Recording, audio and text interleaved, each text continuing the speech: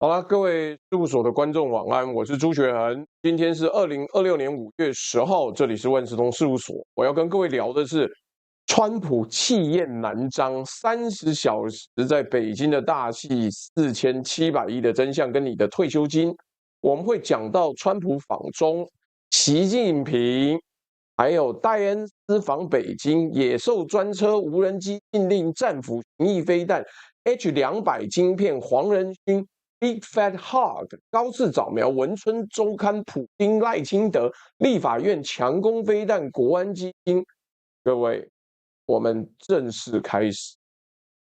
今天的定场诗是野兽鸣笛入地京，鸦飞尽绝锁天庭。4500谁来要？你的退休替谁请？各位看一下我的背景就知道，今天我们的第一章开宗明义就要讲这30小时的北京舞台上面会有什么事情。据说 C-17 环球霸主已经有7个架次降落在北京首都国际机场，而到底为什么要这么做这么多的事情？我觉得各位可以好好的思考跟讨论一下。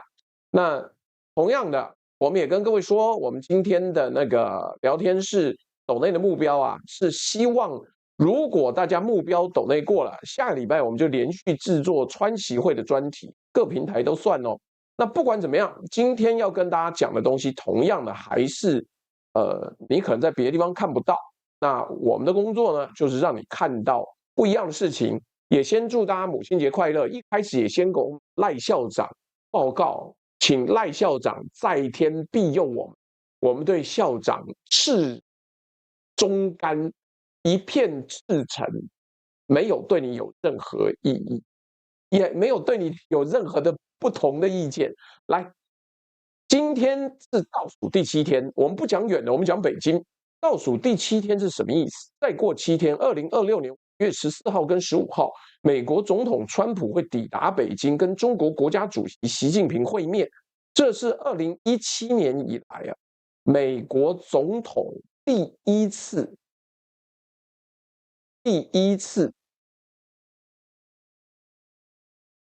亲自踏上中国的土地。同样是川普，同样是习近平，同样是北京。可是这次的剧本跟这次的态势已经完全不一样了。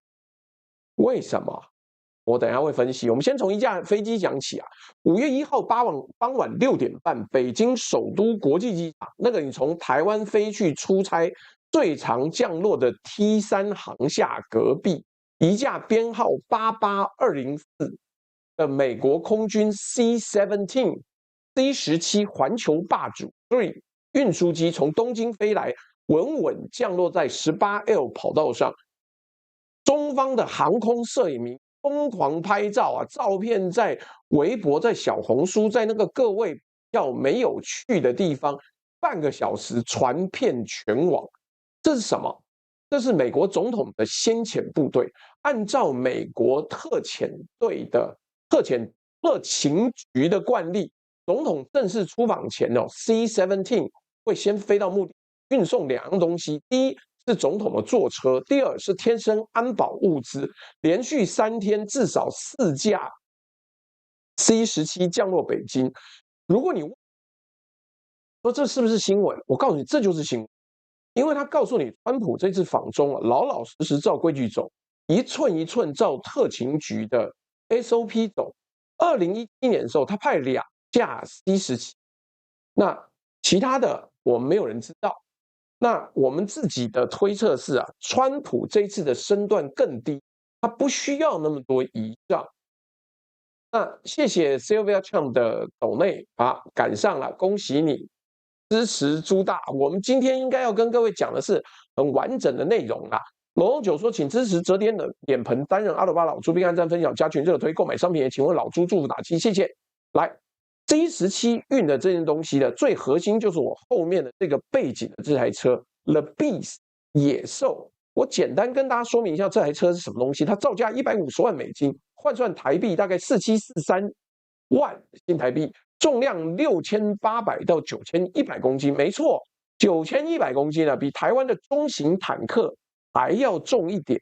车身5.5公尺长，车体用钢铝陶瓷钛复合金属打造，可以抵御子弹，可以抵御炸弹。每一颗轮胎都配备防爆装置，轮胎报废没气了还可以继续空隆空隆的开。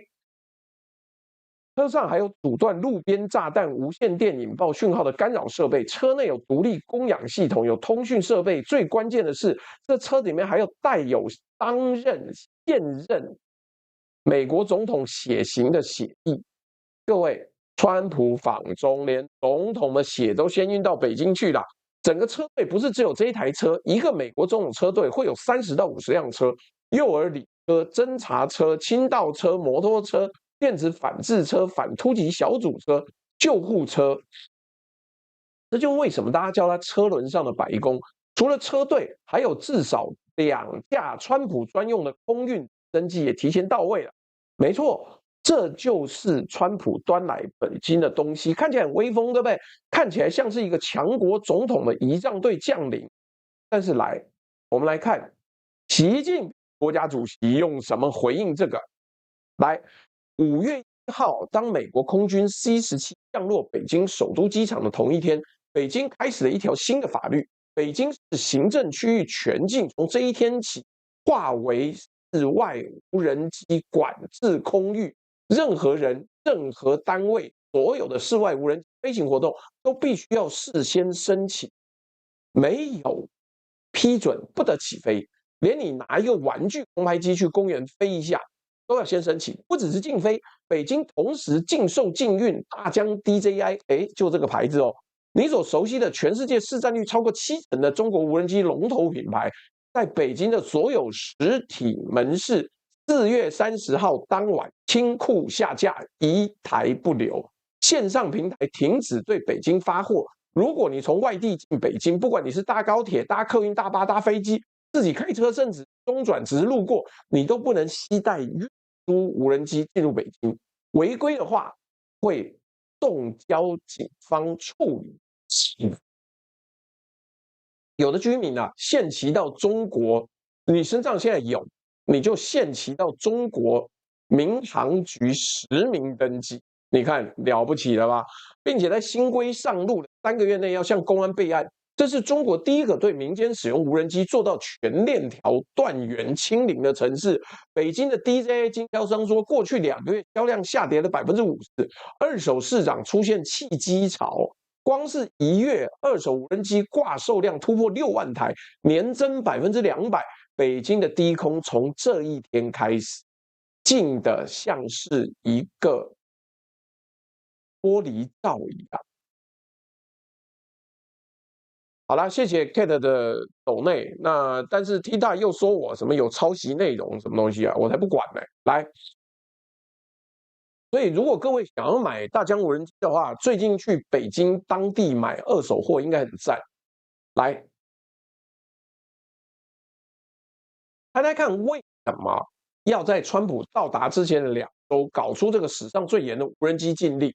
我跟你讲，就是不给大家任何机会可以去搞川普，任何拍到的画面，任何的东西都不准。我个人很怀疑美方有没有被允许飞无人机，因为他们的这个密情局也有无人机，所以这个事情很难说。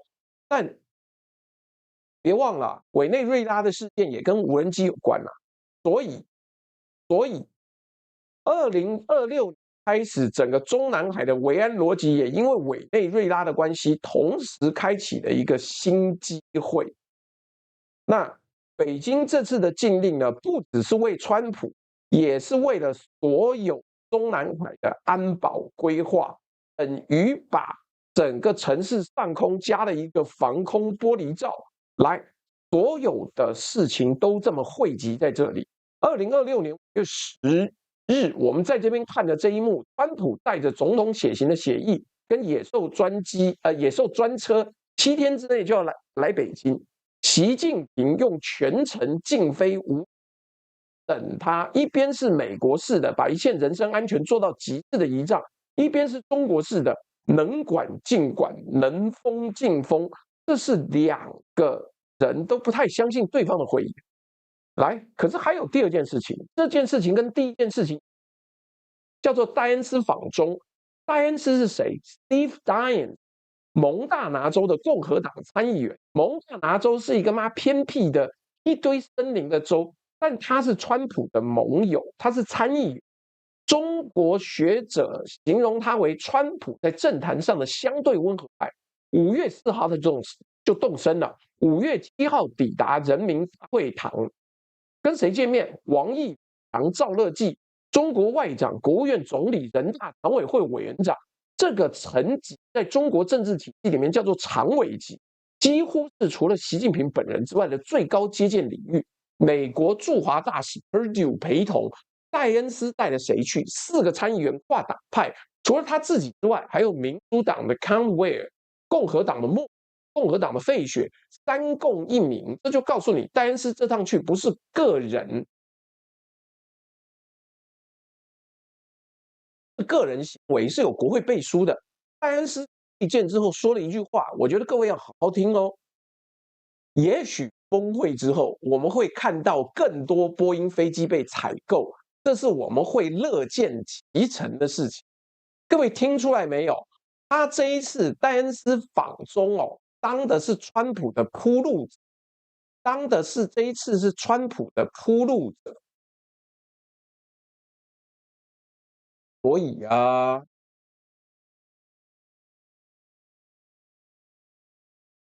他既然是川普的铺路者，那你就知道了，川普的铺路者要怎么样？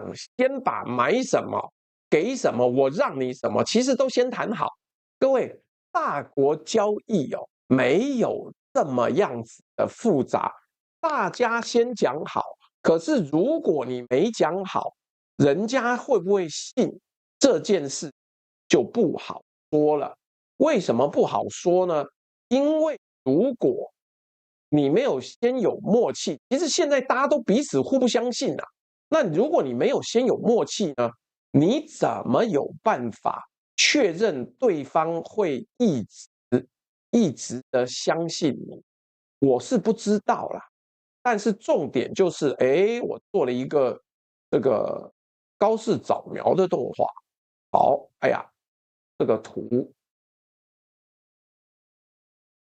然后好，但没关系，让我把它隐藏起来。现在我会用 HTML 做动画了哦。好，不管，来，戴恩斯说的这句话耐人寻味，意思说搞定了。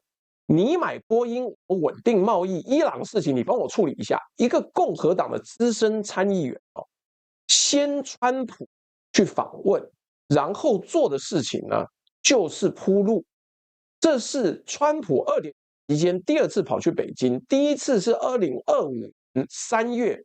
这就跟你讲了，川普对这个会议非常重视，对他来讲非常非常认真，非常努力啊。那所以我们要怎么说？我们要讲的其实就是，那到底接下来会有什么东西、什么内容跟各位分享啊？网友说我这么勤快，1天2个节目，因为我题目多，讲不完呐。那这一次他有国会背书哦。那更重要的是，王毅在会见戴恩斯的时候啊，讲了一句话，我也建议各位记下来，说中国愿意跟美国合作，真诚落实2国元首的重要共识。真诚落实2个字，就是中国外交指令已经最高级了哦。意思是我们很期待这场会，已经把场子布置好了，舞台在这里。川普，你只要别在台湾议题上乱来，大家什么都好说，大家什么都好说。更妙的是，5月2号这一天，在 C-17降落北京的隔天，戴恩斯动身的2天前，中国商务部做了一件事情，正式用阻断外国法律与措施不当域外适用办法，也就是对美国制裁那5家中国石化企业发布阻断令。这个办法2021年制定以来第一次正式启动，内容是3步，也就是对美国的跨境制裁中国境内不得承认、不得执行、不得遵守。你如果是外国公司，你在中国境内，你也不得遵守美国的制裁禁令。你看出来没有？你看出来没有？到川普的野兽降落北京，5月1号，北京全程无人机开始禁飞。5月2号，中国启动阻断办法，第一次反制美国的长臂管辖。5月4号，戴恩斯动身访中当铺路者。5月7号，王毅对戴恩斯说真诚落实。5月14号、15号，川习会。5月18号，普丁要来北京。这个月，北京的5月是一场精密编排的大戏啊！国务院那边好好的安排了很多的动作，就是要让大家觉得中方现在站在世界舞台的正中央，所以没有我们想不想，只有你能不能。所以你的车队我接，你的铺路者我给最高礼遇，你的需求行，可是我手上的反制武器也要亮给你。我告诉川普，你来我热情接待啊，朋友来了有好酒，豺狼来了有刀枪啊！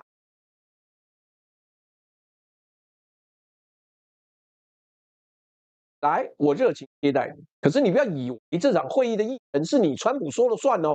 川普带着最高级的姿态来北京，习近平用最高级的维安等他。这就是北京舞台上的30小时，从5月1号就开始了。可是这场戏，川普偏偏给他手上的牌，我们所有谈判的过程都要先看手上的牌，结果川普手上的牌都是烂牌，甚至好牌都掉了，比你想象的还要烂。哎，为什么说川普气焰难当？不是我们要唱衰川普，而是川普呢，现在就是一个麻烦的事儿，就是他没有办法谈得很开心呐、为啥？为什么？因为这个时机不对啊！这个时机哪里不对？这个时机就是他不对。他现在真正最虚弱的时候啊，怎么说？川普气焰难当。你看看我背后的，简单说，川普的战斧飞弹已经用掉一半啦，没有啦。然后他这个自以为了不起，容许黄仁勋卖的 H200显卡 GPU 一张都没卖出去，所以他说我要给习近平习主席一个 big fat hug， 一个好好的一抱，抱得你屁滚啊，没有，就抱得你开开心心。但是这事情真这么简单吗？显然不是哦，显然不是。我不知道大家要怎么样讨论，但是这个事儿很妙了，这个事是很妙的一件事情。那有多妙呢？就是看看大家怎么想吧。但不管，我们继续往下走。为什么要说继续往下走？因为这一章川普真的很挫赛啊。为什么我说川普这次去北京是低声下气？不是我们要唱秋，不是。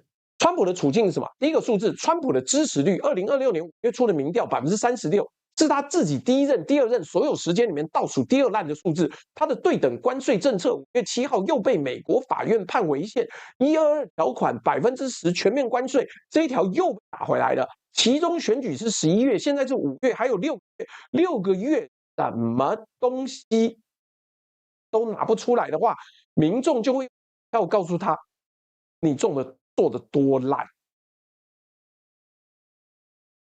第二个数字啊，这个数字最杀，但是各位观众要直接竖起来。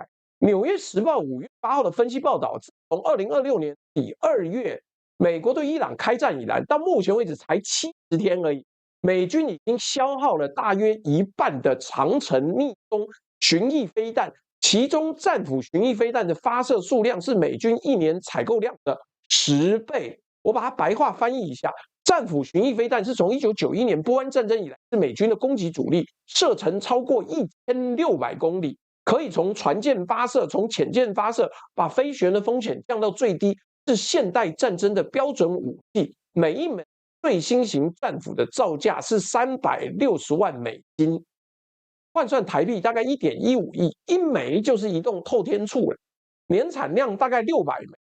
换句话说 ，CSIS 战略国际研究中心的顾问坎西恩说，伊朗战争已经消耗了美军战斧库存的25%，也就是1/4，也就是1/4。为什么会这么多呢？原因很简单。谢谢林大庆斗内，谢谢 Kate 的斗内，大庆兄记得按赞哦。来，他消耗的1/4是什么概念？如果川普明天决定要协防台湾，美军能用的战斧巡弋飞弹已经被中东吃掉1/4，要多久才能补回来？看雷神跟麦道2家工厂扩产的速度 ，CSIS 估计要好几年。不只是战斧，美军在打伊朗的时候也发射了超过1000枚的防空拦截飞弹、爱国者飞弹、萨德飞弹，全部都打掉了。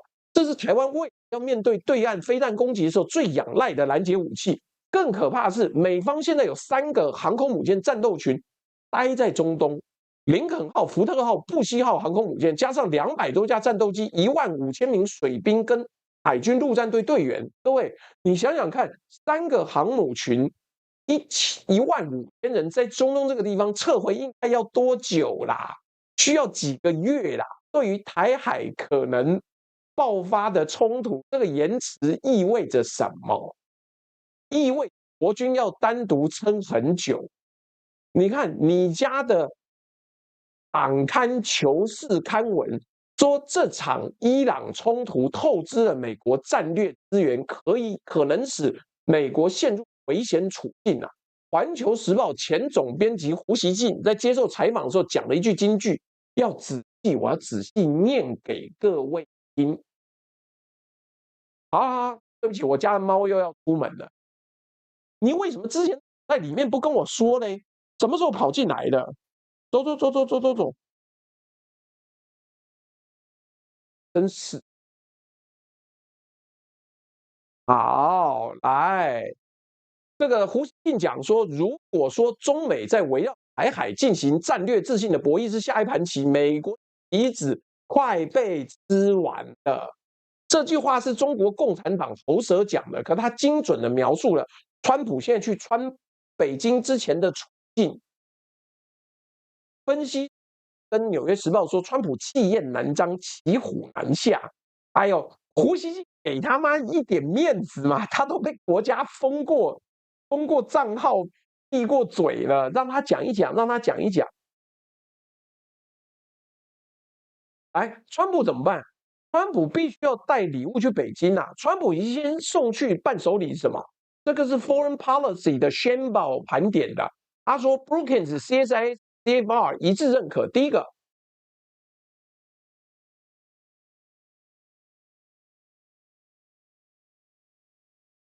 大家不要真的把胡锡进当回事，讲出来乐。他臭就他臭，那我们笑笑他不行哦。就跟你们会讲于北辰，难道是你们相信于北辰吗？当然不是，可怜了，好不好？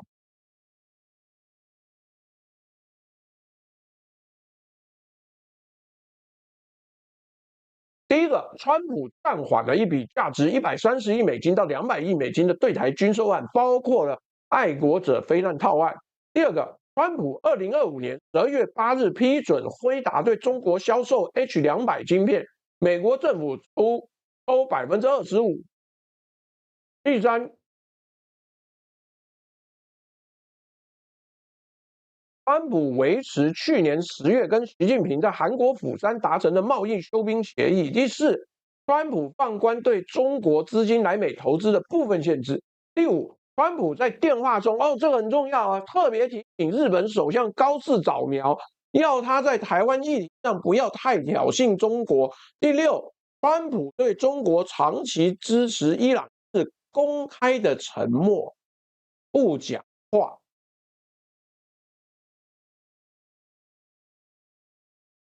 你这个承诺也太不容易兑现吧？川普才不会说反对台独、支持统一一样啊！我没有跟对赌啊，他最多讲不支持台独已经了不起了，好不好？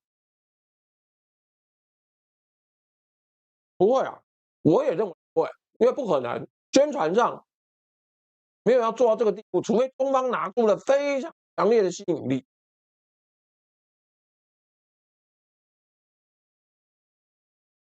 不是金额太少，他根本送不出去啊！你赌45000新台币也送不出去啊！来，川普在电话中特别高市扫描，叫他在台湾议题上面不要太挑衅中国。你他妈该做生意还是给我乖乖的做生意呀、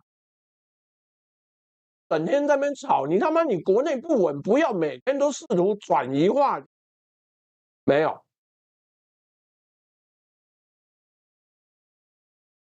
第七啊，川普禁止他的内阁成员公开批评中国，所有的对中重大行动必须要透过好，不是忘这合理，反对台独或是不支持台独没关系，我觉得他讲不支持台独比较合理呀、L 小戴说 "Don't scold for baby, what's their name？" 那叫库马呀，黑色那一只叫库马。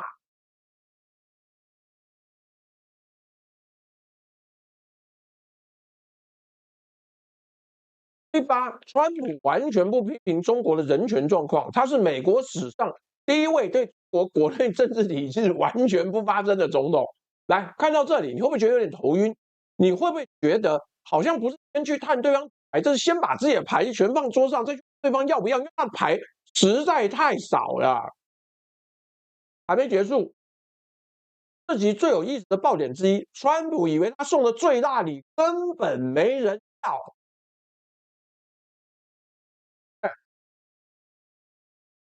讲的是 H200晶片啊。各位还记得2025年12月8号，川普在白宫里面宣布，他同意辉达向中国经过核准的客户销售 H200图形处理器 GPU，条件是美国政府要销售里面抽25%，销售量不能超过辉达美国国内销售量的一半，买方要透过美国第三方实验室安全，买家还要承诺这个晶片不军事用途。消息来，辉达股票上涨，台湾的55档辉达相关的概念股有38档开红花呀，微星一家涨了超过5%，很多人说看川普好棒啊。L 小戴有啊，我对我家猫很好，不然它在那边抓门，它想要出门，我就把它关在里面，硬生生再关1小时，我把它放走了。好，结果大家一阵高兴，对不对？股票一阵炒高，然后呢，说川普真聪明啊，台湾人他妈北派说川普太聪明了，把美国最先进的 AI 晶片送进啊，辉达赚钱，美国抽汇，中国也得到他们的东西3赢，了不起吧？了不起的。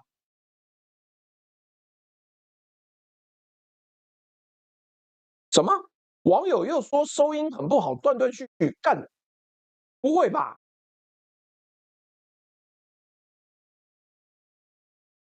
没有啊，我这边已经开了很多滤镜了、欸，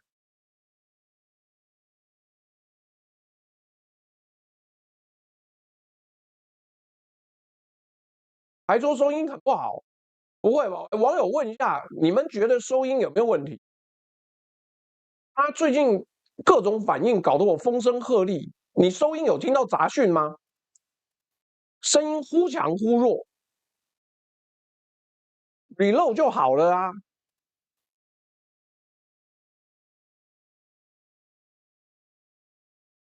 还好。那没关系，那不是我的问题啊。音画不同步，这也不是我的问题，我都已经做到很完整了。刚刚有吗？好，那不管。你看，川普姿态这么高，哎，你要经过我审核哦，那我要同意哦，然后我才恩准你买。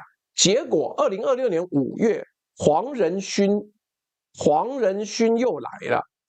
黄仁勋又说什么？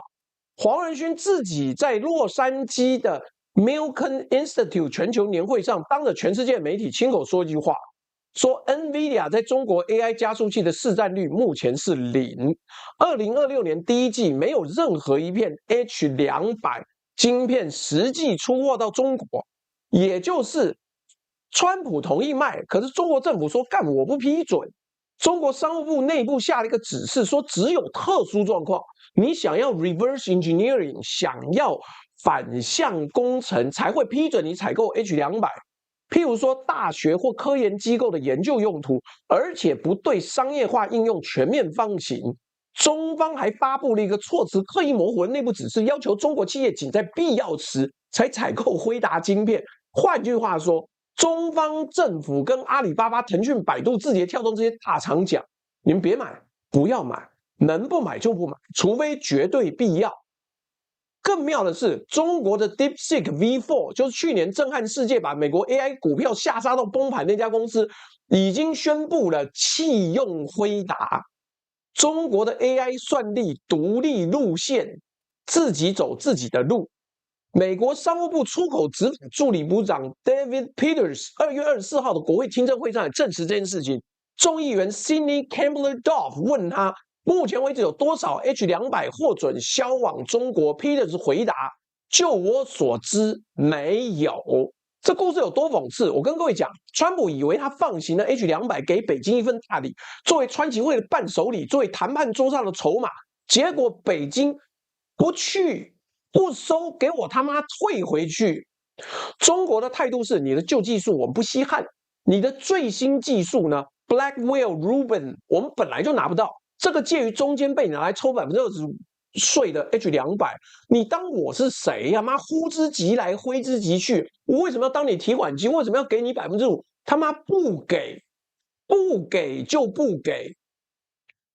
黄仁勋的那一场演讲，讲了一句更刺激的，他被问到说中国应不应该拥有最先进的 Blackwell 跟 Rubin 的时候，黄仁勋直接回答 No。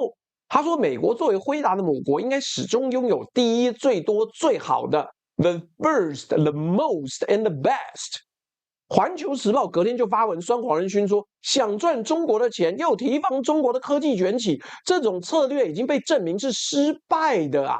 而且猜猜看，这一次川普来的商务访问里面还有谁？还他妈有黄仁勋，妙了吧？这就是2026年5月的权力差距。川普以为他带着礼物来，北京连看都不想看一眼。事实上啊，史丹佛大学2026年 AI Index 白皮书的最新数据，美国领先中国的 AI 模型差距已经从去年的明显领先缩窄到只剩2.7%，2.7%。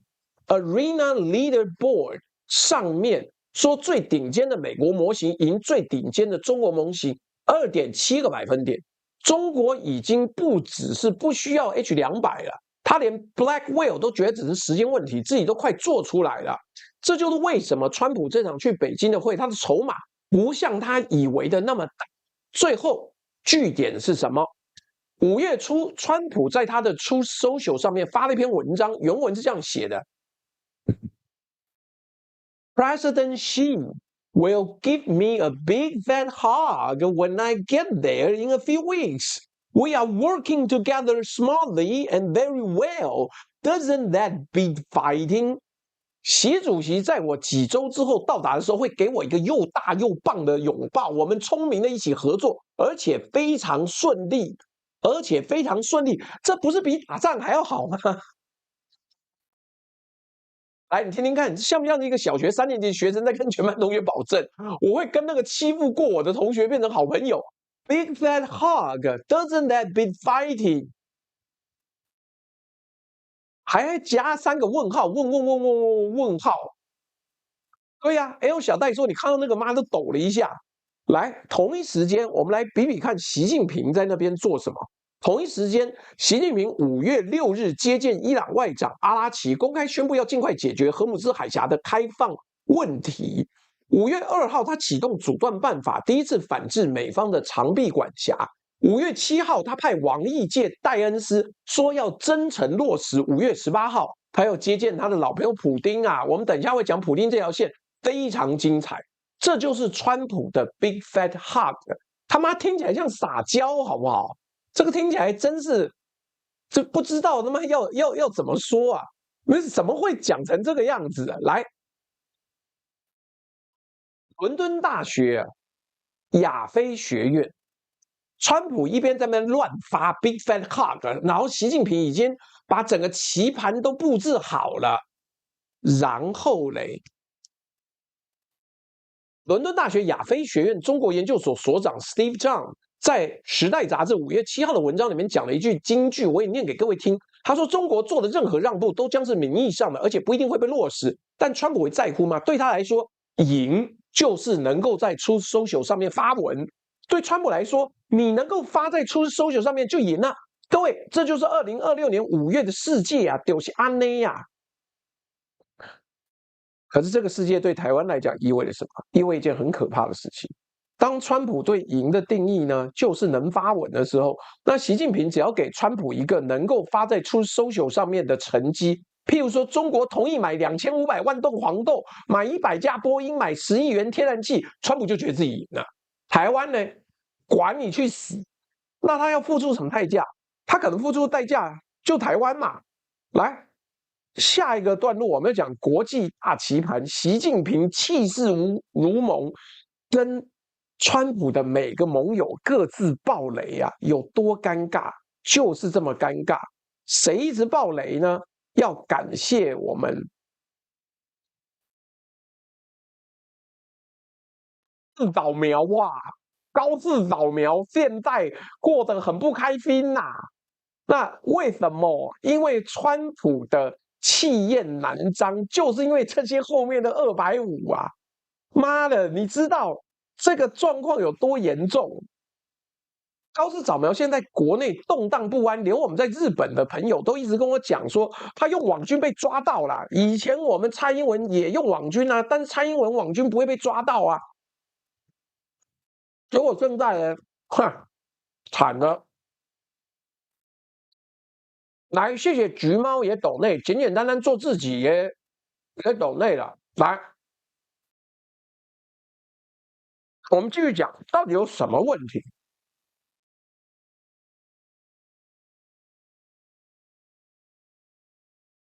习近平这个5月啊，跟川普比起来，把自己的外交日程排得像一场精算的剧场，什么意思？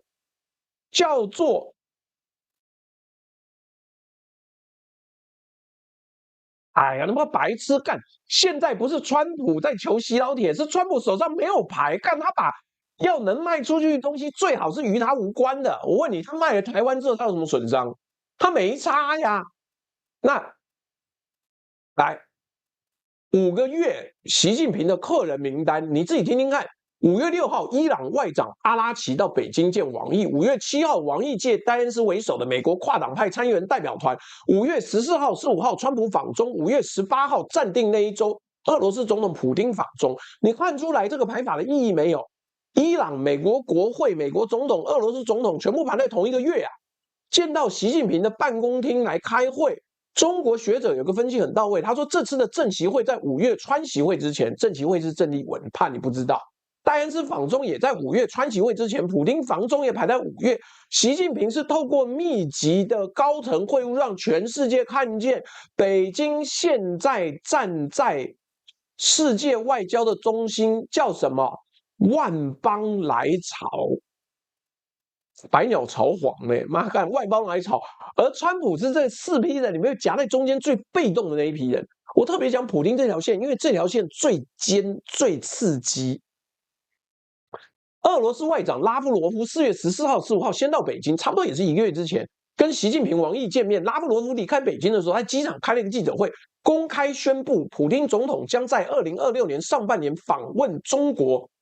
俄罗斯媒体 Vedomosti 引用熟悉准备工作的消息来源透露，暂定访问时间就是5月18号那一周。各位，5月18号那一周是什么时候？是川普5月15号离开北京之后3天，川普5月14号抵达北京，5月15号结束会谈，川普离开北京3天之后，普丁就来北京。这排法是什么意思？习近平赤裸裸的告诉川普：“你来，朋友来了有好酒，我热情接待你。可是你前脚刚走，普京后脚就到，中俄关系坚如磐石。我跟普丁的兄弟情，你的 Big Fat Hug。”阻挡不了。普丁这次来北京要做什么？他要跟习近平续签2001年的中俄睦邻友好合作条约。今年是这个条约25周年。中俄去年的双边贸易额是2200亿美金，比2014年克里米亚危机之后的水准成长了3倍以上。拉夫罗夫见王毅的时候讲了一句金句，他说：“俄罗斯可以补偿中国的能源缺口。哎，你现在自己有油，但你不用战备用油，你还跟外面买，我补你，我他妈好朋友，我补你。”来，意思是荷姆兹海峡这个美国正在打烂仗啊，导致中国从中东进口的石油受到影响。那俄罗斯我们就接过去了，卖便宜给中国。中俄能源、军事、技术、贸易全方位的绑定。策委咨询公司的中国分析师马祖尔告诉法新社，即便习主席与川普的峰会进行得很顺利，也不意味着中国对俄罗斯的支持会有所改变。德国之声中文网引述他另外一句话：无论川习会结果如何，中国推动经济访美化的进程，防止受到美国过多影响的进程都将持续。请各位记下啊，你说讲台北老鼠有下礼拜会有专门的沈伯洋专章，那时候再讲，妈不要一直跳着讲嘛。来，什么叫做防止美国化？意思是中国从川普2.0开始，已经把整个经济结构当成是一个我长期就是要跟美国脱钩，长期就是要跟美国抗衡，短期不撕破脸，长期就要走自己的路。这是习近平的外交大棋盘，是整个“15+5”概念的中心。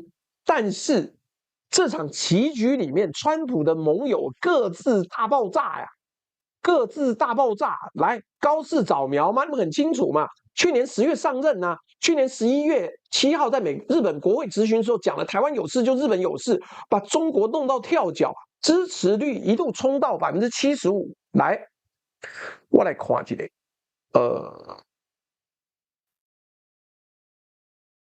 好，各位，你看我做的这个图有没有很棒？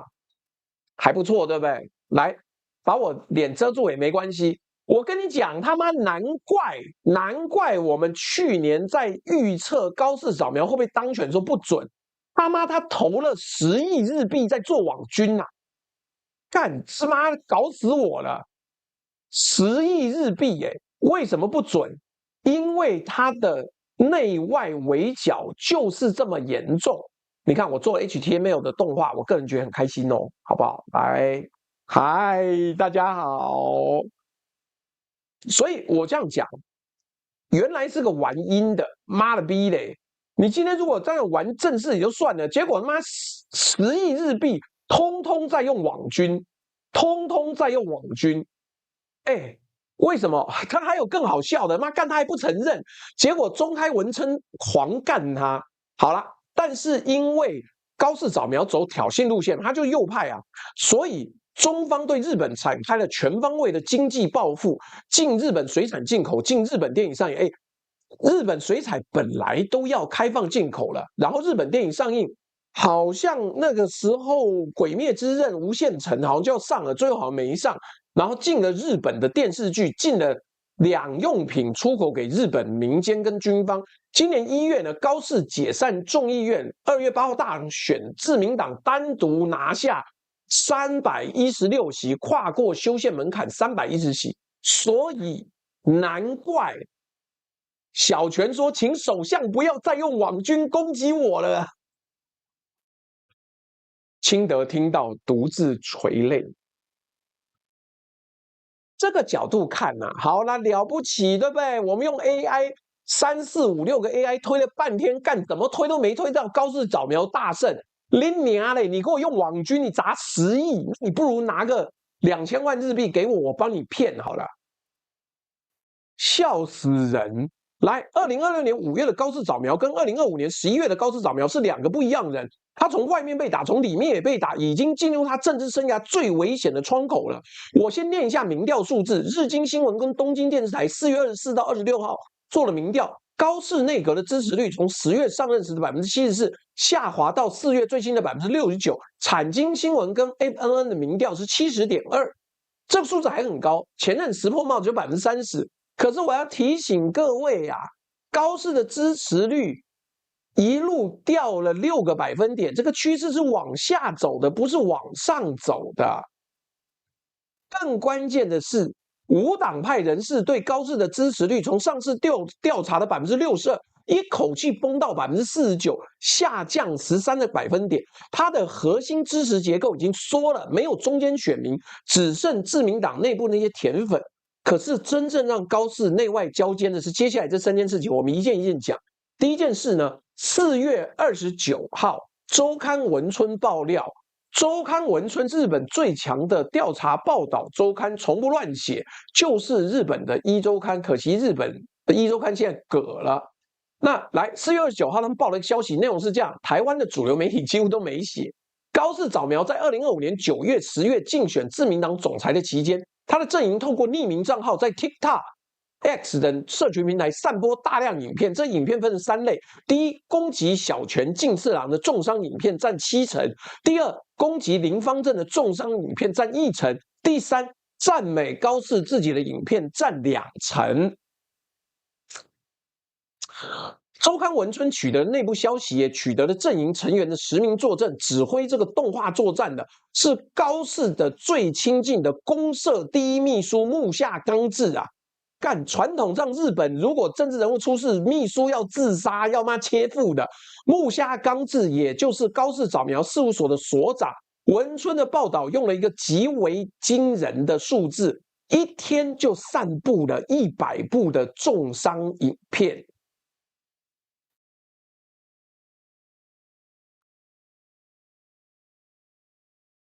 糟的是啊，你既然用了网军会上瘾，有没有？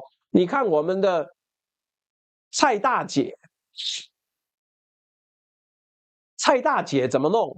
高市阵营在今年2月的众议院选举期间还在弄，他攻击枝野幸男，说是职业客诉者；中道改革联合的小川纯也被骂成搞垮国家的素人，冈田克也，其他在野党的大咖全部都是目标。你看出这件事情的意义没有？还有这个你也知道，同样的高市早苗一定会搬妈中国影响来。什么 Kevin 1618说3边平台都抖满7500就会可以讲米奇老鼠妙妙屋，可以啊，你抖啊，你抖吗？我明天礼拜1就讲，我把原来题目排开，我就讲米老鼠妙妙屋，台北如何成为迪士尼乐园。来，所以他说，日经2月报道说，中国动用400个 X 账号，用 AI 散布那个反高市的内容，来，好像了不起，对不对？中国的网军对日本下手了，结果周刊文春告诉我们说，高市早苗自己在用同样的手法做同样的事情，攻击他的阵地，而且他规模搞得更大。这个事件的爆发点极为糟糕。5月14号川崎会，5月18号普丁访中，都还没到，日本的国内的政治派阀麻生派以外的派系被他得罪的公民党，去年10月退出联合执政，自民党内部所有人觉得他自己当总裁吃肉，别人喝汤的议员。日本朋友跟我讲，干日本的自民党自己的派阀也觉得不开心，你娘嘞，你动网军。你他妈不止打外人，你也打我们啊！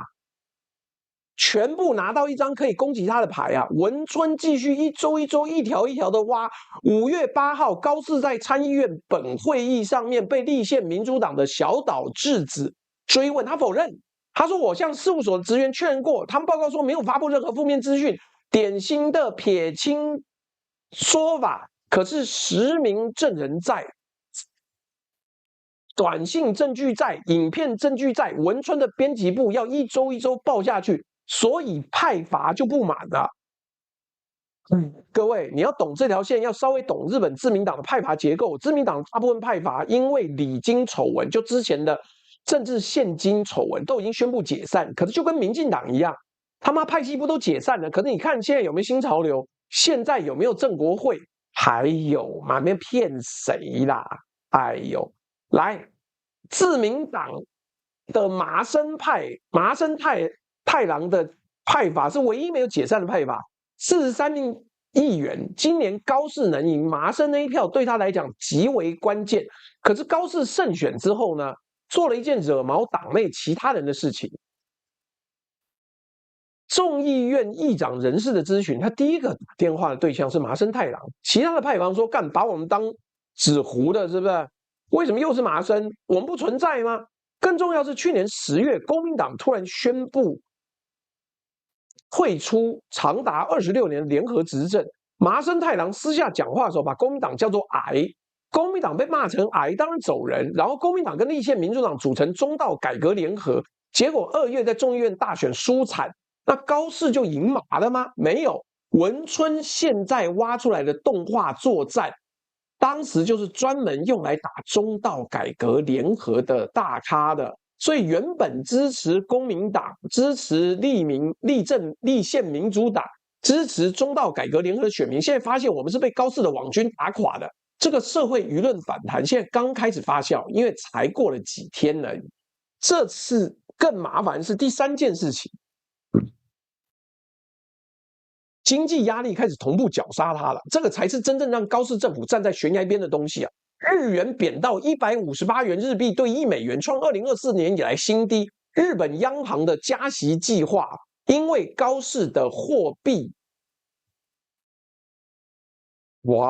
宽松主张被推迟。日本国债10年期殖利率创1999年以来新高，30年期殖利率逼近4%，40年期突破4%，日本债务超过 GDP 的2倍，250%以上，是全球已开发国家里面债务最高的。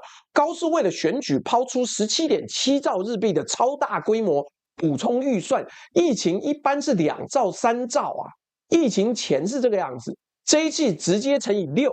高市还宣布暂时取消食品消费税2年，再进一步扩大财政缺口。2026年第3季，日本经济再度转为负成长，照这样走下去就挫赛了，好不好？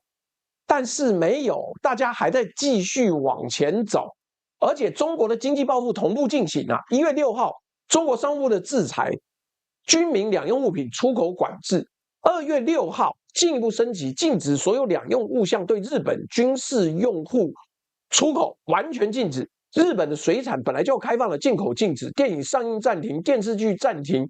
JNN 的民调显示，58%的日本民众对中日之间的政治不稳所造成的经济打击感到不安，加上川普打电话提醒高市，叫他在台湾议题上不要太挑衅。各位，这个剧本是不是似曾相识？没错，川普对日本也是用跟台湾的同一招。我跟北京谈的时候，小朋友最好闭嘴，不要找麻烦。日本经济产业经产省的大臣小野田美纪，小野田纪美讲了一句很有气魄的话，他说：“对稍有不满就立即诉诸经济危险的对象，过于依赖，这不仅有供应链风险，对观光也同样有风险。”讲得很好啦，很漂亮啦。但问题是，高市的经济政策还没看到效果，高市的支持结构正在从外围崩解。周刊文春一周一周爆他的料，派阀政治不爽在打他，北京在掐他，川普在约束他，就台湾一直讲，妈的，日本是台湾最好的朋友。北京对台湾有事的最大反制武器不是飞弹，是让川普打电话要日本首相高市闭嘴。各位，这个现实对台湾代表了什么？台湾代表一件很冷酷的事情，地缘政治盟友的承诺是会被交易掉的。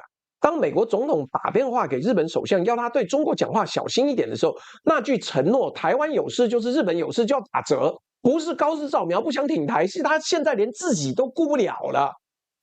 来，我们讲了习近平的外交大棋盘，川普的 Big Fat Hug， 戴恩斯的铺路，普丁5月18号的接力，高市早苗的内外交兼小野田的反论。接下来要讲到真正的核心了。北京要什么？川普能给什么？何瑞恩警告了什么？赖清德4月已经被偷袭的一件事情啊！来，我们这个段落要进入真正的核心了，前面都在铺垫。这一章是本台必须要跟各位讲台湾的时候，没办法嘛，鸡妈妈国际事件讲着讲着就会回到台湾来啊。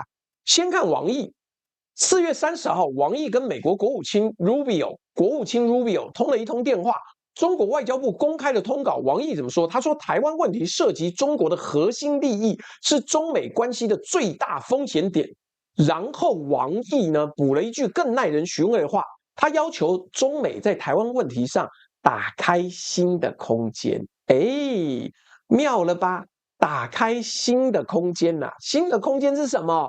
台湾的议程上桌啦！你他妈就在菜单里面，你不是跟人家吃饭，你是被人家当菜吃啊！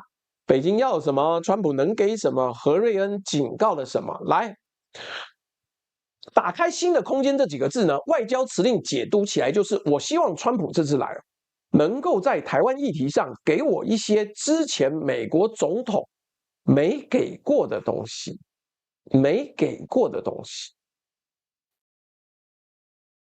北京要什么？来，我分析给你看了。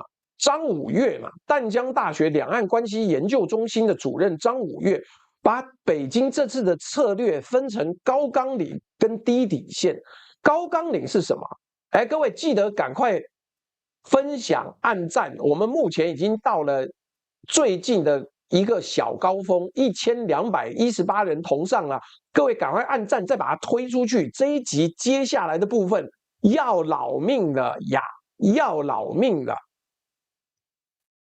陈艾伦说 ：“I want some nasty。”干陈艾伦啊，他是我们的那个丰裕的老板，请各位多多支持春天新上的春蜜，保证新鲜。来，张五岳说，高的纲领是什么？希望川普公开表达美国支持中国和平统一。这个要求呢，习近平在2023年的旧金山 APEC。2024年的秘鲁 APEC 都向拜登提过，拜登团队每次都拒绝。如果川普同意了，那就是美国对台政策从 Nixon 以来最大的转变。好，这是高标准，低底线是什么？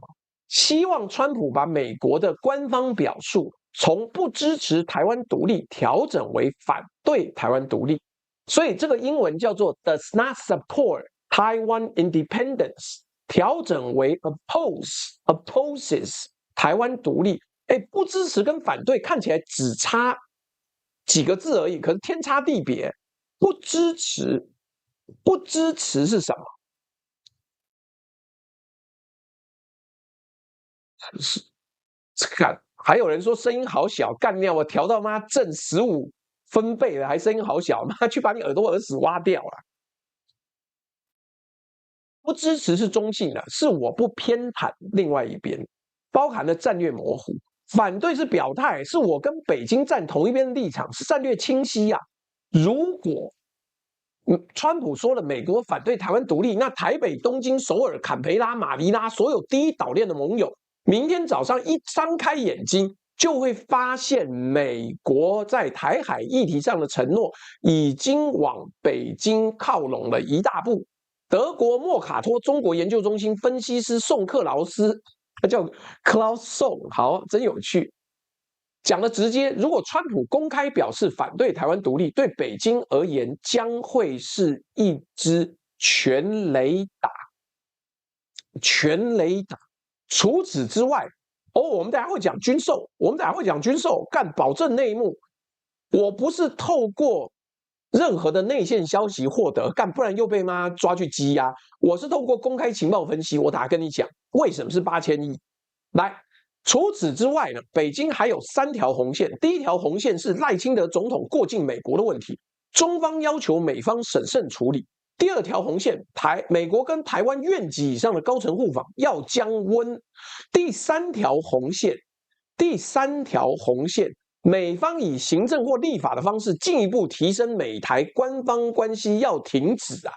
我特别讲第1条红线，赖清德4月本来计划出访友邦史瓦蒂尼，路线要过境其他国家领空，最后赖清德还是坐着我们送给史瓦蒂尼的飞机去的，但是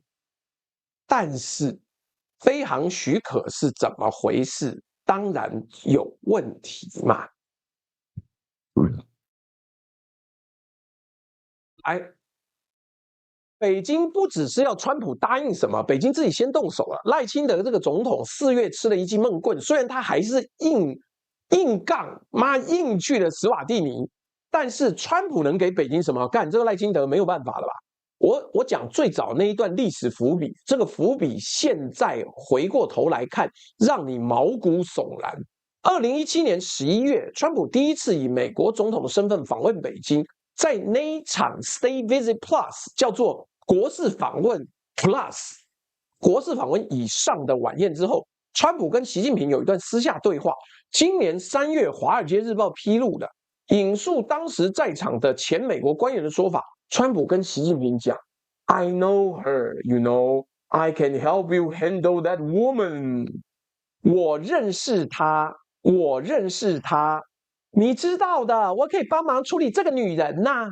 这个女人是什么意思？蔡英文呐，处理是什么意思？没有人知道，没有人知道。川普当时是随口讲讲，还是认真讲？可是各位好朋友、各位同学、各位观众，这句话的原始档案在华府啊，这句话的记录在北京啊。每一次川普跟习近平在私底下谈台湾，这句话都会被翻出来，都会被翻出来。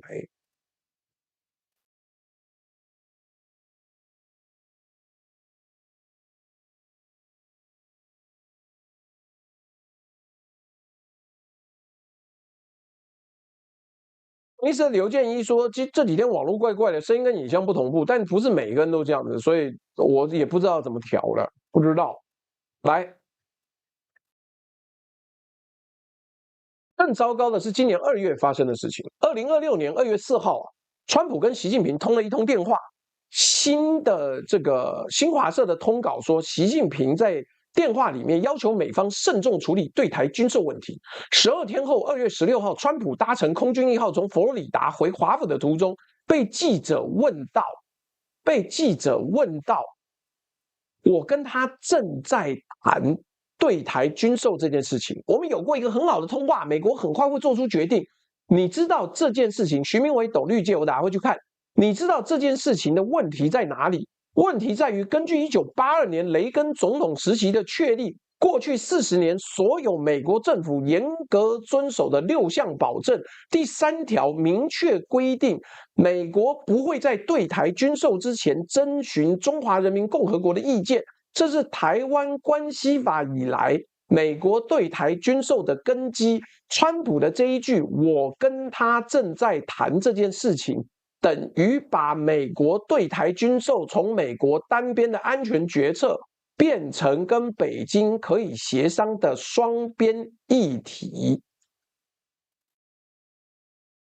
Stephen Chow 说 ：“C-17 往北京拉了8个架次。”我下笔的时候7个，现在又多了1架，所以前白宫国安会中国、台湾与蒙古事务主任何瑞恩 Ryan Hess 当天就在 X 平台上发文了。我先讲一句英文，叫 Beijing has sought for decades to condition Washington to consult with its ahead of Taiwan arms sales. Previous administration have refused in line with 6 assurances. Regardless of what Trump decides, Trump has gifted Xi a win by setting new precedent. 来翻成中文，几十年来，北京一直试图让华府接受对台军售前先跟北京咨询的惯例，历届美国政府都拒绝依循的，就是6项保证。无论川普最后怎么决定，川普已经为习近平送上了一场胜利，因为他已经创下了新的恶例。何瑞恩这句话呢？何瑞恩这句话是这几个月来最重的事情。恶例是你如果对台军售可以中美协商，以后他妈我们什么东西都买不到的了。以后美国未来不管哪一个总统上台，都要跟这个先例搏斗。来，川普目前做了什么？第一个，他已经暂缓了一笔131到200亿美元的对台军售案。第二，2017年那一场世纪之夜，他跟习近平讲过，我认识蔡英文，我可以帮忙处理他。第三，2026年2月公开违反了6项保证。第四，他已经在电话中约束日本首相高市早苗了，叫他对台议题不要太挑衅。第五，他已经暂缓日本之外其他第一岛链盟友的很多安全合作项目。各位，这就是川习会之前的事情啊。川习会还没开，川普已经把这些礼物先送出去了。川习会发生什么事情？我跟各位讲几个情境哦。情境 A，川普没讲错话，没掉进语义陷阱，维持不支持台独的标准措辞。这场川习会虽然没给台湾加分，但也没减分，是平局，台股最多震荡。所以各位股票有点危险啊。情境 B， 川普暗示性的、模糊的讲了一句类似美国反对任何一方破坏台海现状的话，被中文翻译包装成川普反对台独，台北外交部会跳出来澄清，但北京的官媒已经把标题打出去，台股震荡新闻战场，赖政府忙着灭火。情境 C，川普直接讲了美国反对台湾独立或美国支持中国和平统一，这是宋克劳斯说的全雷打。台北外交部立刻发表声明，赖清德召开记者会，会进入国安管制会议情境，立法院可能要开临时会，台股单日重挫，搞不好会超过1500点啊。情境 D， 川普讲了什么话我们不知道，但他在离开北京的飞机上发了一篇 Truth Social， 说我跟习主席达成了一个历史性的协议，我跟习主席同意暂缓对台所有军售1年，台股不只是震荡，那样就会进入历史性的恐慌卖压的啦。各位，这都是假设，川普会选择哪一个情境？不知道。普金斯研究所的何瑞恩自己都说，我不知道川普会跟习近平怎么谈台湾。我希望美国官员有跟台湾方面咨询，我希望有资深官员提前简报川普如何不要让步太多，但我不知道啊。这就是2026年5月的台湾处境，我们的命运取决于一个我们无法投票的人。这个人习惯把每一场交易当成可以发在Truth Social上的东西，而台湾自己呢？台湾有没有先做好准备？5月8号，立法院刚通过的军购特别条例7800亿，它的真相、它的潜台词，跟它告诉我们的是你今天不知道的事情啊。来，我先念一个抖内哦，顺便讲一下，各位，如果你最近想要买充电产品的话，请赶快下单，下个礼拜4之前，全部的酷泰哥产品就会调涨15%。你现在下单，我保你现在这个价格之后就是15%了，而且全球的锂电池原料、电池芯都在涨，连电动车都要涨的时候，还是赶快买，好不好？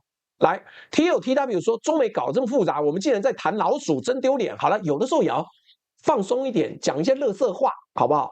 来 ，L 小戴叫我不要皱眉。瞪猫坏掉龙九说高市才花10亿日币等于1.9亿台币，连蔡大小姐跟校长打个喷嚏给网军的零头都比不上，到底是米国没教好，还是高市太傻不懂怎么搞钱？看来我们这边比较受教啊。Mr. 刘建营刚说网络怪怪，可是大部分人说没有。这个 Hikaru Miya 说日本青鸟最挺高市的，就像台湾青鸟最挺清德。你看，显然你在日本，对不对？来，信义区猫头鹰说朱大晚上好，难得跟上直播，先抖那一下，感谢准备很多精彩的专题，好多回放要追，哈哈哈！我找不到800壮士那一集，哈，怎么可能呢？让我找给你看，800壮士那一集很好找啊。但我一边要讲，还有那个过年的时间到了，那你不是什么过年时间干，端午节要到了啦。端午节要到了，所以呢，你最好赶快好好的。哎妈的，我现在这个界面不好找，你最好赶快下单订那个信公的肉粽，还有你可以顺便买他的香肠什么贡丸呐，还有什么等等等等等等的，那这个是很赞的东西。好，你看哦，我们800壮士在哪里呢？800壮士在这里。好的，请这个信义区的猫头鹰直接看我贴出来喽。各位也要去看800壮士哦。很多人为了这一集抖内给我几千块啊，精不精彩？当然精彩。开不开心？当然开心。但来没关系。接下来我们就要进入台湾的章节啦，好不好？台湾的章节呢，就是这么刺激。为什么说刺激呢？因为要老命，好不好？喝，赶快，说我蹭阿扁，赶快来骂人，赶快来洗版，好不好？赶快来洗版呐！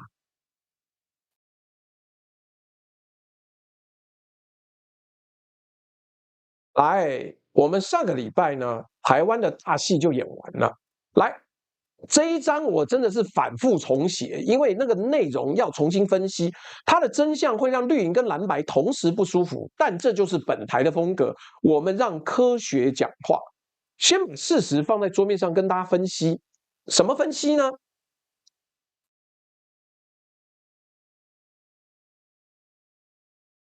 什么分析呢？来，5月8号星期五，立法院3读通过了保卫国家安全及强化不对称战力计划采购特别条例，简称军购特别条例。这个条例由国民党团、民众党团共同提出修正动议，最后通过的版本是这样子的：预算上限呢是总共7800亿新台币。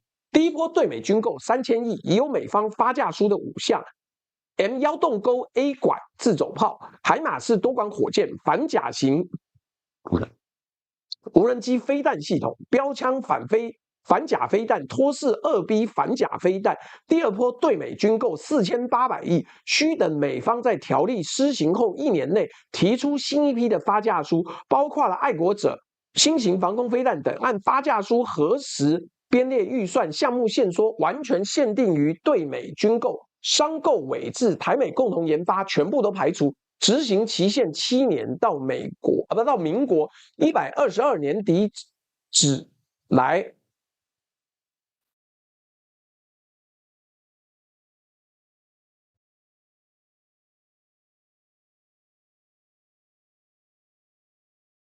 这个数字耐人寻味，什么意思呢？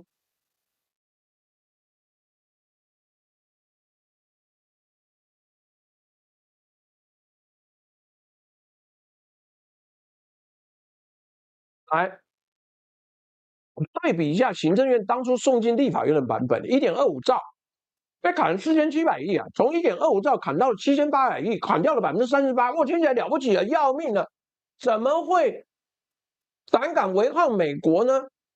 原因很简单，他没有违抗美国，没有。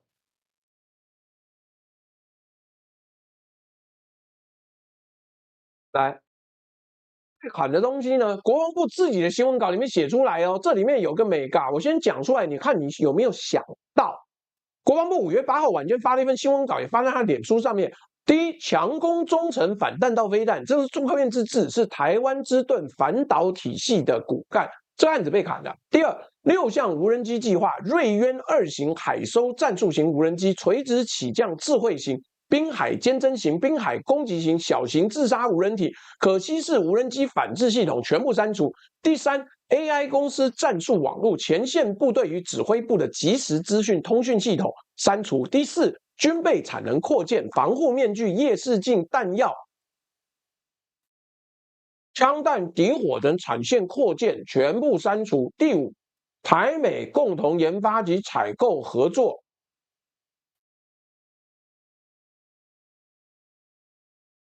全部没有了哦。来看看我的背板，台北上周已经先把这7800亿的真相演完了，到底是谁要多出来的4500亿？来跟你讲清楚。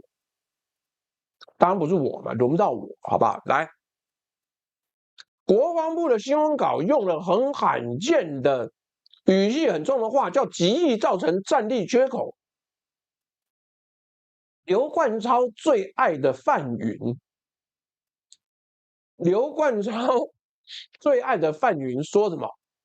蓝白联手强力通过这份阉割版预算，不仅让台湾防卫力量面临原地踏步，更可能使国防安全陷入重大危机。这是川习会前准备送给习近平的礼物吗？双手奉给习近平的献礼，这就民进党给蓝白扣了帽子。蓝白怎么回应呢？国民党主席郑丽文5月8号在立法院致意，讲的是这一句：1.25兆的空白支票，打着保卫台湾、坚守国防的招牌，挂羊头卖狗肉。不清不楚，要稳固台美关系，只有靠负责任的国民党跟民众党来。这是表面上的故事啊，各位观众、各位弟兄，我们今天要讲的当然是其他人没有讲的事情啊。我说过不分析政治，但我数学还不错。来，我问各位一个最简单的问题，这是这一局的起眼，一下去之后天旋逆转。我问你。美方对于目前通过的7800亿的版本有没有出来反对？有没有出来反对？卢比欧有没有干掉说干你啊嘞？妈，你砍到7800亿，你不跟我美国好咯 ？AIT 有没有出来讲说干你啊嘞？你妈砍到7800亿，不可以，我不接受，他妈我豁出去，我要在街上裸奔。没有，美方对于国民党。砍掉强攻飞弹，砍掉6项无人机，砍掉 AI 公司的战术网络，砍掉军备产能扩建，砍掉640亿台美共研，有没有出来反对？没有。更关键的是，这个7800亿的版本是怎么出来的？英国金融时报今年2月8日的报道已经写得很清楚了。川普政府希望在台湾相关拨款到位前，先行公布下一波军售案，以反制台湾在野阵营提出的论点。仔细思考，这是什么？这是什么？意思说，美国希望透过提出更多军售案来破解国民党我们只支持有发价书的对美军购这个立场。可这策略没成功。蓝白这次通过的条例完全限缩在对美军购、商购、委制。台美共研，后面这个全部都删除了。Violet 说祝福观看此频道的妈妈观众们母亲节快乐。好哦，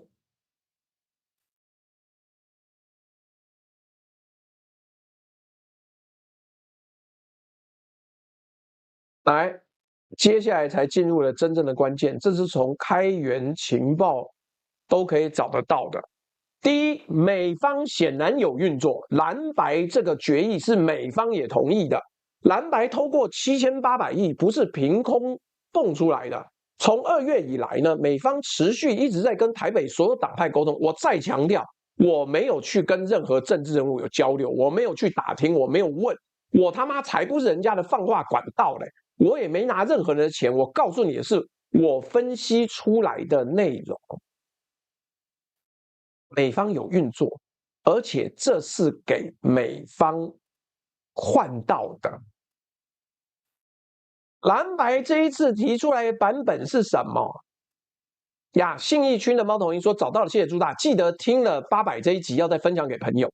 来，蓝白这次同意的版本完全限定对美军购呢，预算上限7800亿，第二波的4800亿呢，等美方发价书。这个结构完全是照美方愿意接受的价码在做。第二个，蓝白本来从来就不可能完全不顾美方施压通过原先的3800亿的版本。国民党主席郑丽文10日才刚去北京见过习近平，才刚回来。民众党主席黄国昌也在这场戏里面是折冲角色。国昌出去谈呢，国昌出去跟人家讲说，看我老黄一个面子，听我一场戏。这多荒谬啊！如果美方在这场戏里面强烈反对把4700亿、4800亿砍掉，蓝白绝对不敢这样通过。所以简单的推论，7800亿本来就是美方愿意接受的价目表。赵少康还在骂，是他搞不清楚美国爸爸已经算完了。来。原先民进党政府多出来那4500亿、4800亿，到底是谁要的？到底是谁要的？强攻中程反弹道飞弹是中科院自制，6上无人机是台湾本土产业链 ，AI 公司战术网络是台湾自主，640亿是台美共研，这些通通不在美方卖武器给你的清单上，砍掉这些东西，美国政府有没有任何金钱损失？1毛都没有。第四，美方对于这些砍掉的4500亿不发声、不抗议、不公开反对，这个沉默已经说明了一切。美方不保护这4000多亿，不是他们核心利益的搭便车啦。你这4000多亿是你台湾自己要赚的，不是我美国要赚的。我施压，我要赚我的8000亿。但你要想啊，花钱买美方武器，我欢迎啊，我欢迎。但是你想要做台湾本土的，妈干不买美方武器，要美方顺便夹带的东西，美方说你就都马得古拉塞，这不是我的核心利益，不关我的事，不关我的事，因为美方该赚的钱还是赚到了啊，还是赚到了，对嘛？你看，不然台湾又多一些茶叶行、装潢公司、制鞋厂来嘛搞这些东西，所以没有。美国也很清楚，我只保护我的军售赚钱的那个部分。互动，你不是马尔斯 VIP， 你搞错了。1.25兆从来不是美方要的 ，never， 从来不是。美方要卖的就是这7800亿到8000亿。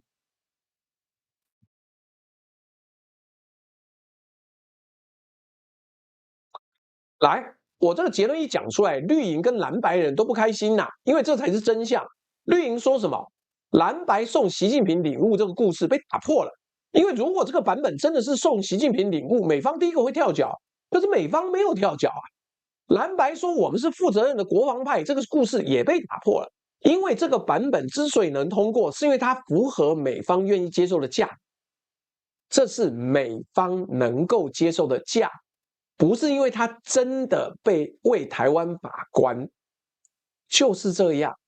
我他妈当然最会，我讲的东西呢，你连反驳都没办法反驳，干青鸟崩溃了，各位快看！你在留言区看到有一个只会打一个字，只会打放屁的青鸟崩溃啦，说不了道理，为什么？因为不读书啊，因为是那个下层阶级啊，下层阶级的青鸟赚不了标案，只会在那边。干！来，真正的真相是什么？是这个原本承诺要全方位保卫台湾的1.25兆，其中有4500亿本来就不是美国通过、美国愿意的，那4500亿是台湾自己的希望，他希望美方不只卖武器给我们，还要帮我们自制武器，支持本土产业链。支持我们战略级的反导弹系统，支持前线部队的 AI 战术网络。可是美方很直接的告诉我们，那不是我的核心利益，我没有要保护，我只要8000亿，多的我不管，你们自己想办法。这个真相为什么重要？也就是台湾对美国保护伞的想象比实际上大很多啊。我们以为美国会帮我们撑到底，撑我们的飞弹，撑我们的无人机，撑我们的 AI， 撑我们的台美共同研发。可是事实上，美国愿意撑的是他直接卖武器给你那一部分，超出这个范围他不提。我只要钱买我的现货，甚至买我也不要的东西。M1A2 战车就是很经典的，乌克兰用不到，伊朗用不到，他妈没人要买，我就把它从仓库里面挖出来。开不开心？记不记得我们之前讲，台湾为什么要买打不赢的武器，借子孙的退休金呢？那我们讲了。李祥宙陆军司令讲的是，这些武器到了战场上，连对手的无人机都打不赢。来，现在的问题是，我们连那些打不赢的自我研发的武器都不买了。1.25兆被砍成7800亿，砍掉的4500亿里面本来是本土自制的，但是因为那不是美国，那不是美国的东西，那不是美国要的。这是台湾自己的，所以美方说不要不要不要。所以我们这一集要特别跟各位讲，问题不是买多买少，问题是我们以为的美国保护伞根本没有照到这个范围。这就是绿营跟蓝白同时都不想跟你讲的事情。绿营不想讲，因为他们希望你以为美方会挺我们到底；蓝白也不想讲，因为他们希望你以为我们是更负责任的国防派。事实上都不是，是美方自始至终就只要那8000亿，他卖武器给你，他 OK， 其他你自己想办法，其他你自己想办法。来啊！这一集大戏演完了，对不对？大家还以为哇，这个绿营还有吗？什么有一堆白痴，什么5月23号要上街挺军购，你娘嘞！美方才不需要你上街，他要拿的钱已经拿到了，是台湾自己加进去吗？4800亿、4900亿那个钱呢，没给你。来，立法院打给蓝白看，蓝白打给绿营看，绿营打给民众看，可是美国已经看完了。真正的答案呢，其实在5月14号、15号在北京。如果川普跟习近平讲了一句话，台湾的股市就会跌；如果川普没有讲错话，双方平局，台湾的股市就会涨；如果川普表态反对台独，台股可能单日重挫超过1500点；如果川普表态支持和平统一，台股就要跌到让国安基金不得不启动第10次护盘。你的退休金、你的劳退、你的劳保、你的台股部位会不会被这场川习会吃掉？政府会用什么工具救市？最后面，而那些救市的成本，最后是谁买单？我是建议，除非你很勇，除非你很猛，否则我建议在川习会之前先赚一票，捞了出场。这个 L 小戴说 ，You have a great and funny president. Gotta love him. We love him. Yeah, we love our principal line.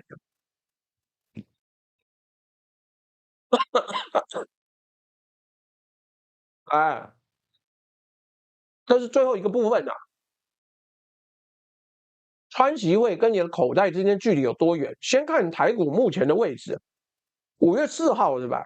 台股加权指数收40705点，创下历史最大单日涨幅1778.51点的记录。整个4月，台股创了8项历史纪录，突破4万点，单月最大涨幅，市值跃升全球第6大，成交量创新高。各位记住这个位置哦，4万点哦，全球第6大股市哦。台股从去年4月7号川普关税战那天暴跌2065点的恐慌，一路反弹到现在4万点以上啊，1年之间翻倍了。5月台湾所有投顾的共识是什么？统一投顾、富邦投顾、华南投顾、台新投顾、第一金投顾、兆丰国际投顾，4月底5月初的展望会，他们讲都是同一件事情。5月呢？台股会先震荡后向上，但是要关注4件事情。川习会，一形势、会拿财报、联准会主席动向。第一个就是川习会，所有的台湾投顾都把川习会列为5月台股的第1号变数。支撑点在哪？他们认为大概月线36644点前到前波大量的低点37164点之间。也就是说，如果川习会出了大事，台股第一个压力测试是要保37000点。所以没有，我们只能做一个预测，做一个推论嘛。你买卖股票那你家的事，我们告诉你是政治冲击会造成什么问题。干，太好了。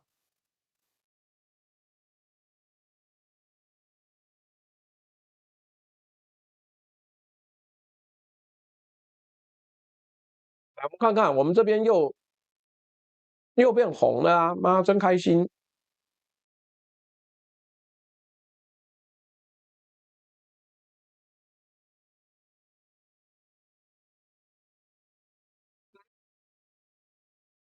所以怎么办呢？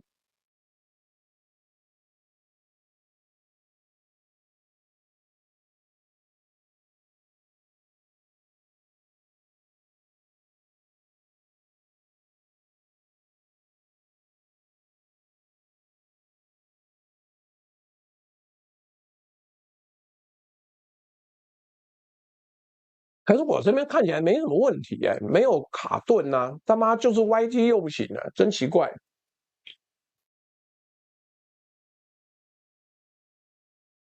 来，简单来讲，情境一，川普维持不支持台独的标准措辞，没有掉进语义陷阱。台股的反应就是震荡整理，小跌几百点，没有大事。情境二，川普暗示性的、模糊的讲了一句类似美国反对任何一方破坏台海现状的事情啊。中国官媒解读为川普反对台独，台北外交部会跳出来澄清，但北京已经把标题打出去了，台股可能单日震荡超过500点。情境三，川普如果直接讲了什么东西呢？他讲美国反对台湾独立这句明确的话，就是德国莫卡托研究中心宋克劳斯讲的全雷打情境，台股单日重挫1500到2000点，跌停家数可能达到数百家。情境四，川普表态支持两岸和平统一这句话，台股会有历史性的崩盘，跌停家数逼近1000家。情境五，川普跟习近平达成 Big Fat Hug 式的结果，譬如说中国同意买2500万吨黄豆加100架波音。川普没有对台讲错话，台股可能反而上涨，因为市场解读为不确定性消除。各位啊，我觉得最可能发生是情境五啊，川普会找一个出 social 可以发的大成果 ，big result，big talk。习近平会给他这个成果，双方避开敏感性题目，但是这但是很重要。北京自己就是希望川普给一点什么，所以给一点什么。所以各位没有办法，你不要说我们这边为什么就是特别不稳干，因为妈本台就是一个才妈同上1300人就要攻击，干妈是不是没有见过大台？为什么不打别人呢？我真心不清楚，不要问我啊。那但是我的意思是说，我们没有预测股市，我只是告诉你。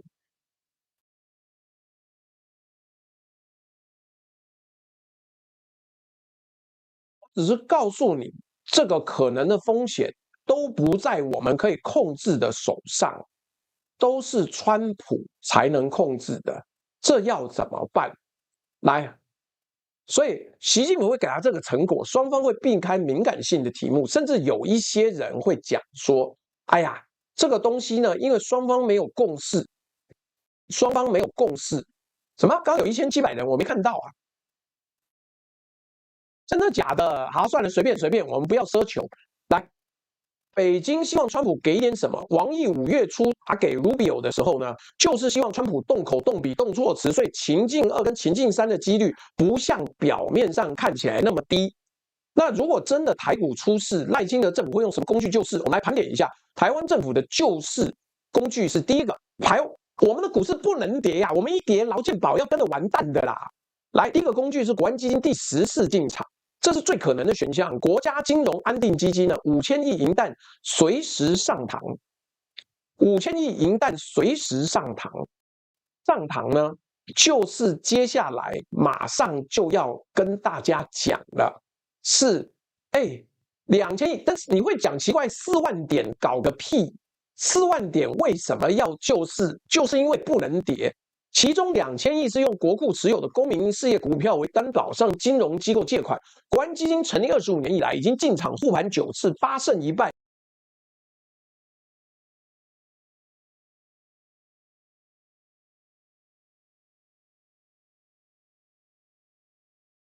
第9次护盘是2025年4月8号进场，2026年1月12号退场，创下279天史上最长的护盘记录。投入122.5亿元，净收益80.54元，投报率80.84%。第9次退场才刚4个月，如果现在川习会引爆台股，国安基金第10次马上可以启动，买的一定是大型全指股，台积电、联发科、台达电、鸿海、国泰金、富邦金。第二个工具，金管会限制放空，缩小平盘以下放空，调高融券保证金成数，暂停某些股票的当冲。第3个工具，8大行库官股集体进场，这是隐形护盘，外界看不到，实际上是有的。第4个工具叫投信动员买盘，透过劳退基金、劳保基金、退伍基金的代操动作，间接进场。第5个工具是金管会主委、财政部长、央行总裁联合喊话，他们会说市场基本上很稳定。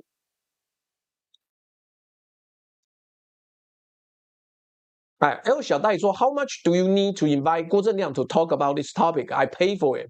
Well， 重点不是钱呢，重点是人家来不来嘛。你不要听他这个想说可以来，就以为他真的会来。好，来，我们继续往下讲。再来呢，这金管会、财政部、央行总裁会联合喊话，说市场基本面稳健。哦，好，我们网页现在网络恢复了，各位继续按赞分享。开启小铃铛，来，他们会说市场基本面稳健，外资人看好台湾，政府绝对护盘，喊话本身就是工具啊。第6个工具是赖政府预先安排的对冲政策。什么对冲政策？哦，平路相逢说这是攻击嘛，狂进狂出，人数大量上下不稳，干就是妈攻击来的，不然怎么办？来，第6个工具是赖政府预先安排的对冲政策，例如在川崎会的同一周预先宣布，台积电在美国亚利桑那州第3厂加速，宣布台美贸易协议突破，宣布新一笔对美武器采购，宣布台湾半导体新一轮补贴到位，用正面新闻盖过负面新闻。各位好朋友啊，各位同学，工具基本上够用，只要川崎会的冲击是经济性的，国安经济。国安基金几乎一定救得起来。好啦，网友这么热情、开心的说，那不然我们的那个要饭狗皮膏要先贴，免得到时候我们又网页又受到攻击，到时候贴不出来。好，各位，这个一边讲一边请各位支持抖内。好，100元不嫌多，1元不嫌少，赶快该抖内抖内，我要收红钱了。好啊。因为市场不傻，只要国安基金进场，民间资金就会跟着进场，半年之内就赚了。第9次护盘呢，就是这样赚了80亿呀，80亿。但是我们今天要讲的是这个故事的另一面，我们就快要结束了。第一层的反推论是5000亿救得起政治面的结构性崩盘吗？各位想一下，国安基金过去9次进场都是经济性的冲击。亚洲金融风暴、雷曼兄弟、欧债危机、新冠肺炎、川普关税战，每一次崩盘背后都有一个这冲击是暂时的，经济基本面没变的假设，所以国安基金进场，信心很有回来，很有机会回来。有小戴说，请大家多按赞啊，希望能够破1000赞，好不好？这个800壮士那一集也请大家多按，要破1000赞。来，谢谢蔡兆和的抖内，也谢谢柯侯峰的抖一下支持朱辣川崎会主题，晚点看回放。好啊，没问题。看起来现在已经要破了。可是万一这次川崎会川普讲出了反对台独这句话呢？这不是经济性的冲击，这是台美关系的结构性变化。台积电、台达电、鸿海、联发科这些公司的台美关系红利，如果被质疑，那就不是国安基金5000亿能补回来的。市场信心会结构性的下移，外资会结构性的调整他们的台湾 discount。第2层询问了，我就反问你：国安基金的亏损是谁买单？国安基金的亏损是谁买单？当然不是我，当然不是我。平路相逢说人数我这边看是1100多，我这边看是1290多。来，不管国安基金的5000亿主要来自于3个管道。第一，这个国库持有的公民营事业股票为担保的银行借款最高是2000亿。第2，邮政储金就是大家邮局存款的钱。第3，劳工退休基金、劳保基金、简易寿险资金、公务人员退休抚恤基金，这些都是退休金。也就是每当国会这个国安基金进场护盘，钱是来自于全民的退休金、银行存款、劳工保险。过去8胜1败赚到的80亿是回到这些公库里面，也不是政府的政绩。如果这次万一亏钱，亏的也是全民的退休金、银行存款、劳工保险。第9次护盘赚了这么多，但是真的吗？真的吗？哎。各位，护盘的目的是赚钱吗？不是，护盘的目的是维持我政府有在做事的政绩啦。台股创新高的政绩是给民进党政府的，可是维持台股不崩，防止市场恐慌的成本是全民的退休金出的，你怎么会觉得这很好？谢谢 JJ Fish 的斗内，国安基金当然会亏损啊。谢谢灿兆和的斗内，为什么不会亏损？因为你要力挺这个市场，而大家要卖，你就是会亏啊，你就是会亏，不然你以为是怎么样？你不亏，谁赚呢？所以你说这件事情危不危险？危险，有多危险？非常危险。为什么危险？因为你不能控制它，因为你不能控制它，所以怎么办？你只能踹了一蛋，你只能在这边惊喜的等待。有多惊喜？有这么的不能确定的惊喜呀、不知道要怎么说啦，我不知道要怎么说。哎，来，谢谢徐明伟斗内，他说支持理性评论家，谢谢 RW Lee 7514，谢谢目标加一，干，应该快到了吧？应该快到了。CCL 说朱大擦边球打好一点，感觉民主的铁拳已经来了，干，我赶快要小心一点，好不好？第三层的质问：为什么一场在北京开的2天会议会逼台湾政府动用全民的退休金来救市？这个问题的答案没有人想跟你讲。答案很简单，因为这个经济体的命运掌握在一个我们不能投票的人手上。我们不能投票给川普，我们不能投票给习近平。可是他们2个人在5月14号跟15号2天会议，会决定台股下个礼拜会不会大跌，会决定我们劳退基金有没有缩水，会决定我们邮政储金的安全。我们唯一能做的是期待我们选出来的政府有人在那2天替我们救市啊。可是这个期待的代价是什么？是没有投票权的决策影响有投票权的人民，是全民的退休金去支付一场我们没有选择权的地缘政治赛局啊！各位，这就是2026年5月10日倒数第7天，我跟各位讲的这个故事。我们预测的兵推是这样子的：5月14日，北京野兽专车已经运到，普丁车队已经排好。波音的订单已经备妥。5月15号，北京川普离开，空军1号起飞。5月16号，台北台股开盘。5月17号的北京，普丁车队抵达。5月18号的北京，中俄续签友好条约25周年。5月19号台北，如果情境案发生，国安基金会开始讨论。5月20号台北，如果情境3发生，国安基金第14季场。5月25号台北。社会会开始问为什么要用我的退休金护盘？各位，我们以为我们是观众，其实我们是付账的人呐、前面我们说过，我们把子孙的退休金拿去买打不赢的武器。这一集要跟各位讲，我们把自己的退休金拿去支付别人的会议，这就是今天要跟各位讲的最残酷的真相。我是朱学仁，这里是阿宅万事通事务所。各位事务所的好朋友，5月14号我们继续看戏。如果你还有电，那个时候记得要收看，因为我们到时候就会揭晓给你这个结果。平路相逢说亲就这样啊，本是可怜哦。来，没错，我们已经达到了标准。好了，最后要跟各位讲，预借斗内他抽比较少，以后也可以。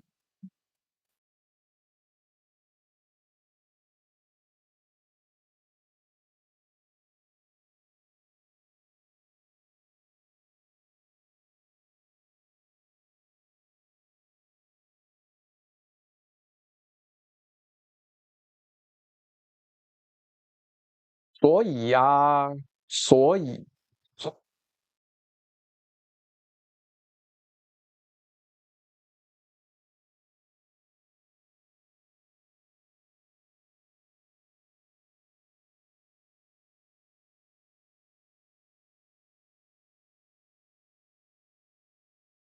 我真的觉得很无奈啊！今天所有讨论的内容都不是我们能够控制的，但是我们只能迎接，做好准备。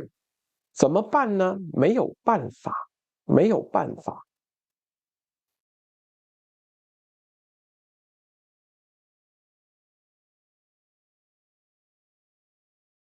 所以要小心哦，我还是呼吁大家，你现在开杠杆，赶快要想办法弄出来。如果你有那个借钱来买的话，能赚就赚呐、平路相逢说亲就这样本事哦，可怜呐。来，所以还有我们的精致水果呢，都是经典的，但是很抱歉，我们的那个绿脆葡萄已经没有了。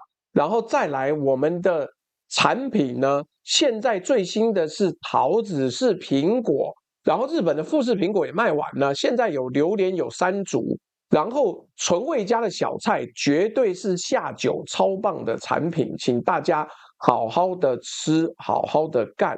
然后最强的猪肉信宫现在也有卖这个肉粽了，真的很不错哦。对啊，Mars VIP 说，请各位去杠杆，风险太高了，目前的贪婪指数太高太高了。哈尔滨水饺，请各位赶快下单，而且他们最近还要做那个酸菜白肉锅，我还准备花时间去跟他们那边直播，但是最近实在没空，家里有点事。最后要特别呼吁的，最近库泰科要调涨了，而且今年库泰科可能调涨不止一次，它这一波至少调15%。所以你在下礼拜三之前赶快下单。如果你想要买，或者即使你不想要买，你要赶快买那个氮化镓的那个充电头。充电头，请注意它本身不充电哦，你不要去买了一个插头之后跟我讲说干怎么不能蓄电，是不是坏掉了？不是，它是拿来充电的，是你带了一个充电插头插在星巴克，一次可以充3个300瓦的线出来，是活活的把星巴克电给你吸干。所以请大家讲，圈尔伊塔说今天好听，圈尔伊塔也赶到了。好啦，那最后要到投票的阶段了，最后要到投票的阶段了，要有大场面来。今天的内容呢，如果你觉得内容好，讲的也不错的话，请按1；如果你觉得内容好但讲的不好的话，请按2；如果你觉得内容也不好，讲的也不好，请按3。请各位按赞、按赞、按赞，因为按赞我的影片才能推广出去。L 小戴这么辛苦的一直讲，我们也希望 L 小戴赶快康复。他之前因为猫猫死掉，结果得了很严重的失忆症，很辛苦的。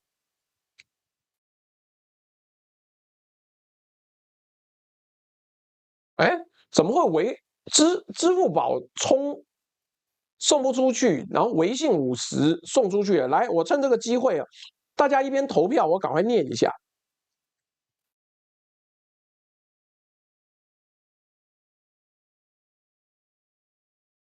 好，这个微信支付说，台湾同胞看戏成本略大，我也奉上我看戏的成本。好了，这位网友说，1T 文字狱太疲惫了，5.1都开始吹风会了，27年只有5桶啊！我看讲这么吓人。来，还有第2次试抖，谢谢你的抖内，还有乌龟钢琴再度说要支持乌龟钢琴，好啊，我知道，请大家支持乌龟钢琴。大家都没留言了。哦，还有网友说今天卡到 PPT 依旧支持。支付宝这边呢，我看看啊，支付宝这边有好了，不错，支付宝今天有很多好心人，什么什么利，哎，这位网友每次什么什么鹏，对不起，我瞎了，我看错了，他每次都会抖内，我真的很感谢他。然后还有这个什么什么学，这也是老网友，最近常抖内，希望我可以让你好好的做。来，这一位是什么什么侠？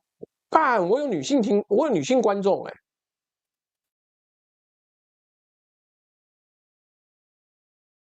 还有什么什么许，谢谢你，你名字虽然不好念，但我知道是念对的。好，这是什么什么利，谢谢你哦，这个月抖了不少钱。我当然知道，我不用去库莱克考察，有人是他的总代理啦。搞不好是男的，我是女的，好好好，是女的，是女的，谢谢大家。平路相逢说青鸟继续啊，给你们机会，你们不中用，快啊，继续攻击啊，来来来，也有网友按3，好，不错，就这样子了。所以各位，那什么搞不好是男的 ，McKinsey， 你不要啰嗦，妈的，你也从来不抖内，你在那边废话。好啦，直接跟大家一个一个结束，好不好？妈的，每一次 TikTok 都限我流，干得好，谢谢你哦。好啦，那这个今天基本上呢，要再给大家一个开场乐，我们就跟大家说再见了，好不好？这个你看，我们后面还有简体跟英文版本，看起来多深。来，跟大家说拜拜喽，拜拜拜拜拜拜。